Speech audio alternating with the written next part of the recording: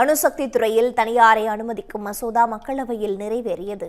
இந்தியாவின் மாற்றத்திற்கான அணுசக்தி ஆற்றலின் மேம்பாடு என்ற பெயரிலான மசோதா கடந்த திங்கட்கிழமை மக்களவையில் அறிமுகம் செய்யப்பட்டது. அணுசக்தி துறையில் தனியாருக்கு அனுமதி அளிக்கும் சாந்தி மசோதா மீது மக்களவையில் புதன்கிழமை அனல் பறக்க விவாதம் நடைபெற்றது. அதில் இந்த மசோதாவை நாடாளுமன்ற கூட்டுக்குழு ஆய்விற்கு அனுப்பி வைக்க எதிர்க்கட்சிகள் தரப்பிலிருந்து பரிந்துரைக்கப்பட்டது. எதிர்க்கட்சி எம்பிக்கள் மசோதாவிற்கு எதிர்ப்பு தெரிவித்து அவையிலிருந்து வெளிநடப்பு செய்தனர். அதனைத் தொடர்ந்து இந்திய வரலாற்றில் முக்கியத்துவம் வாய்ந்த மசோதாக்களில் ஒன்றான இந்த மசோதா 4 மணி நேர விவாதத்திற்கு பிறகு குரல் வாக்கெடுப்பின் மூலமாக ஒப்புதல் பெறப்பட்டு நிறைவேற்றப்பட்டது. மாநிலங்களவையை தொடர்ந்து மக்களவையிலும் புதிய காப்பீட்டு மசோதா நிறைவேற்றப்பட்டுள்ளது.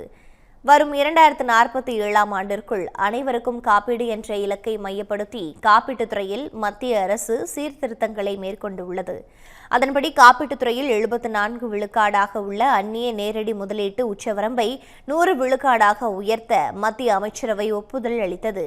இதனையடுத்து மாநிலங்களவையில் காப்பீடு திருத்த மசோதா தாக்கல் செய்யப்பட்டு நிறைவேற்றப்பட்டது. இதனைத் தொடர்ந்து மக்களவையிலும் இந்த மசோதா தாக்கல் செய்யப்பட்டது. அப்போது எதிர்க்கட்சிகள் எதிர்ப்பு தெரிவித்த நிலையில் குரல் வாக்கெடுப்பின் மூலமாக புதிய காப்பீட்டு மசோதா மக்களவையில் நிறைவேறியது.